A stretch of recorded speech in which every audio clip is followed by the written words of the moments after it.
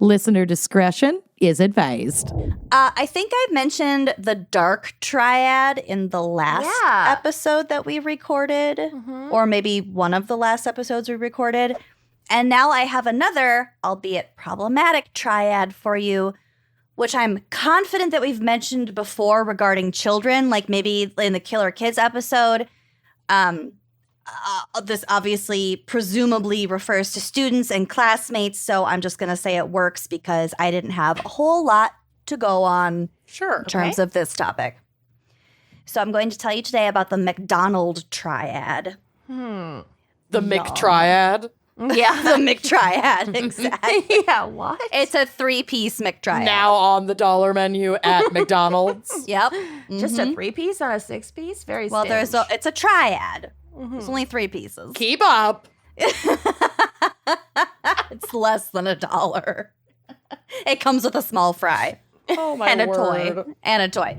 So the McTriad refers to the idea that there are 3 signs that can indicate whether someone will grow up to be a serial killer or other kind of violent criminal. So Right. We have talked about this. We've definitely talked about this. But I'm going to go a little bit more in depth. Okay. So those 3 things are being cruel or abusive to animals, especially pets, setting fire to objects or otherwise committing minor acts of arson, and regularly wetting the bed, which is known as enuresis, and this is beyond the age of 5. And we'll kind of get into like what regular means. We'll get into the enuresis a little bit more.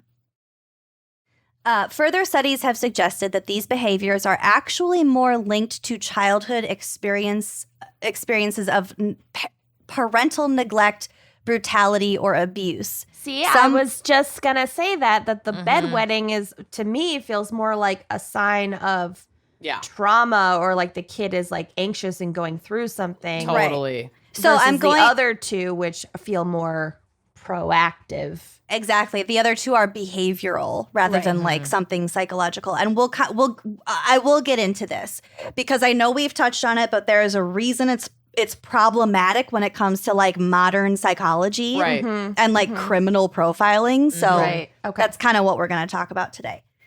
So some argue that this in turn results in homicidal proneness, and the triad concept as a particular combination of behaviors linked to violence may not have any particular validity. So like I said, take this with a very large dose of skepticism. We will get to it.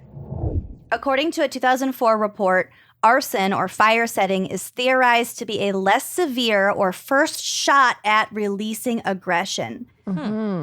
Extensive periods of humiliation have been found to be present in the childhoods of several adult serial killers. And also, we talk a lot about serial killers in this. Yes, it's important to consider serial killers, but it's also it's essentially referring to just future violent behaviors. Right. So don't take serial killers as a term too seriously Not just either. serial killers, but just other, Right.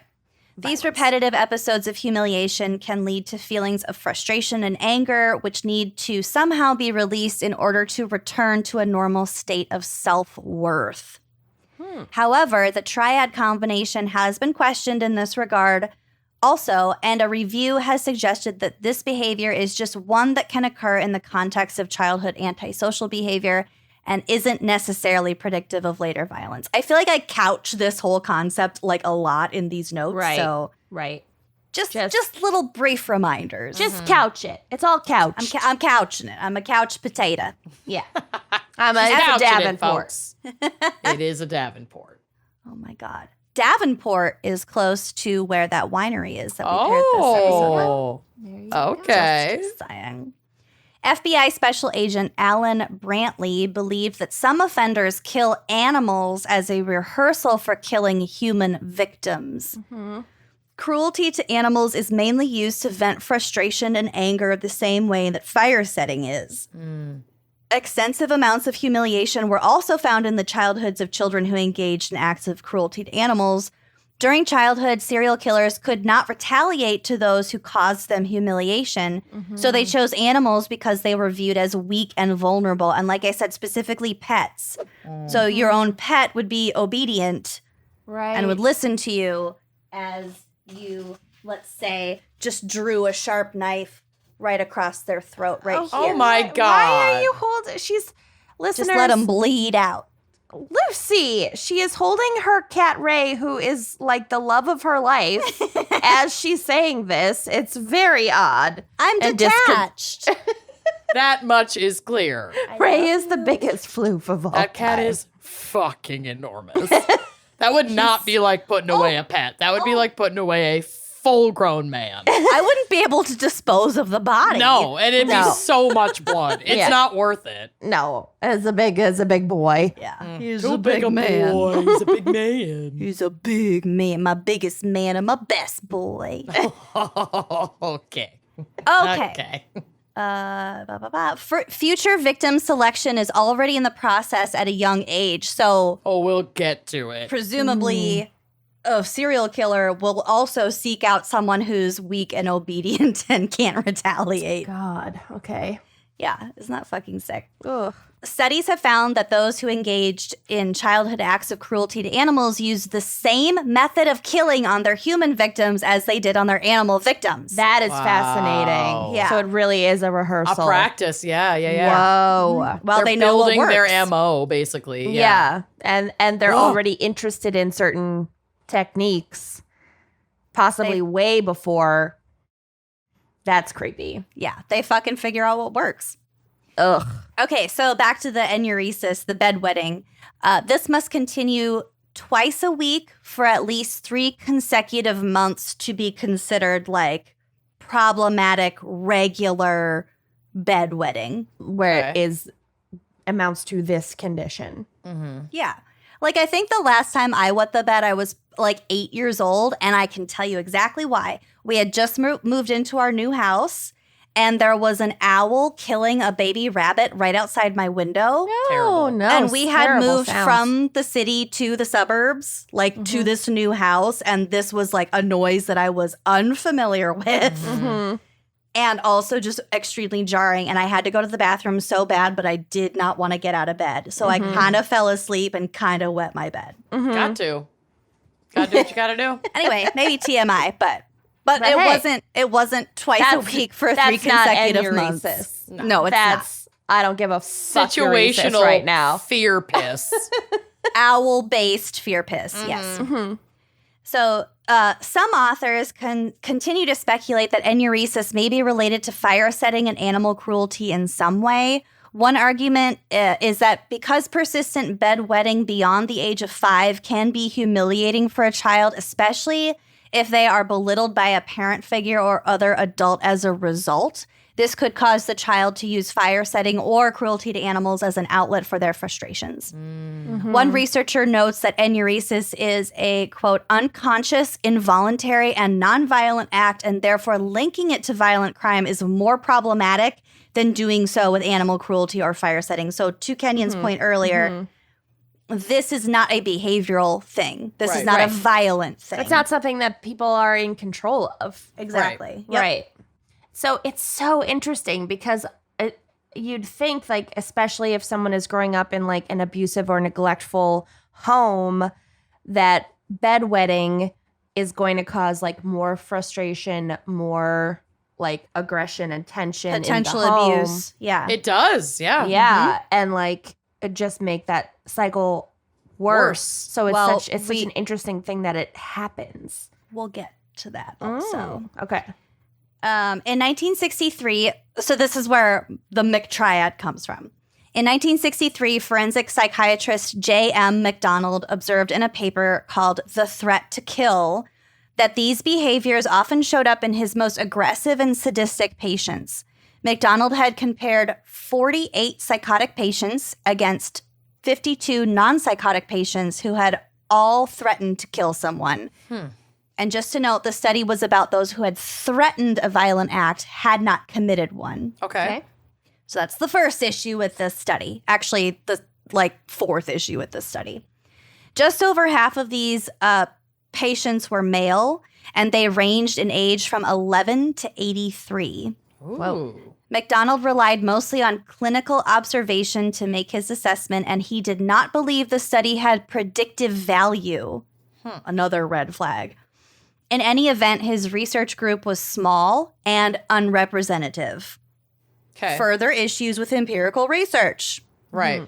Nevertheless, some criminologists have applied the triad to various offender populations and including and especially serial killers. Like I mentioned before, serial killers are mentioned a lot in studies that reference the McTriad, but that's not that logical, I think, when you think of it from like a really high up, like top down perspective. More studies need to be done in different ways, it sounds like. Yeah. With bigger sample groups, with more diverse sample groups, like this is just it's just not a representative study that should be taken super seriously. Although some violent offenders do have excessive fire-setting, animal cruelty, or bedwetting past the age of 5 in their backgrounds.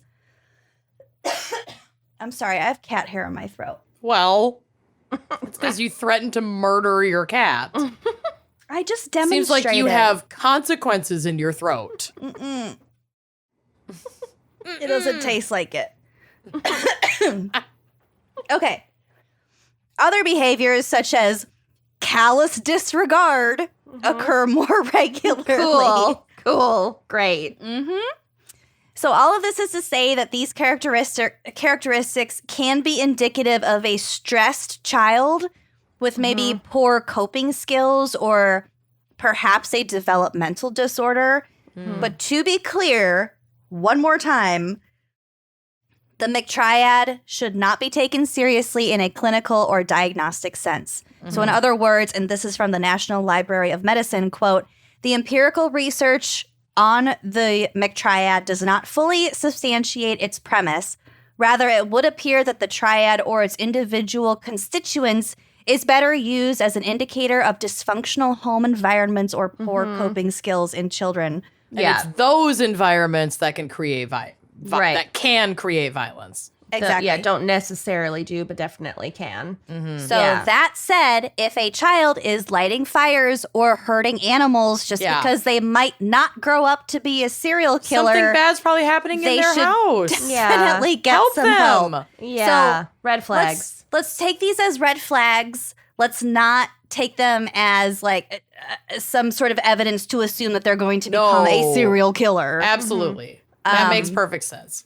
But yeah, they are problematic behaviors, specifically the behavioral ones. And there's also like a lot of like secrecy and shame involved in all of these, both like the behavioral and the psychological. Like all of these are things that happen, I'm assuming, in secret or while the child is alone.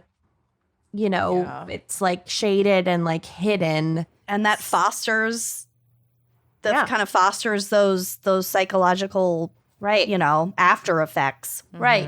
And then it can be like a self-fulfilling thing where it's like they're in a home where they're being told that they're bad. Right. They get upset. They wet the bed. They're told that they're bad again. They're doing bad things. Oh, I'm a bad person. I do bad things. What other bad things can I do and explore? Right. Yep. Shit. So that's my segment. Doesn't have a whole lot to do with classmates, but I wasn't Love it. given much. So it's a hard. I'm spitting gold out of shit right now. But also, since we have talked about this before, and since as a true crime podcast, I feel like we're going to reference the McTriad. We have and we will continue to do so. So I did want to just share about the fact that it is actually problematic. Yeah. And shouldn't be taken too seriously. Thinking back on like who our classmates were, I don't think I knew anybody that hurt animals. I don't think or so. really set fires. As far as we knew. You wouldn't really know about that. It's not like you could be like, oh, that we graduated in a class of like 600. Yeah. Right. You wouldn't be like, oh, that guy over there killed his dog or, well, necessarily. you'd think that there would be rumors that they're, As far as we know, right. we didn't have anyone in our class like that.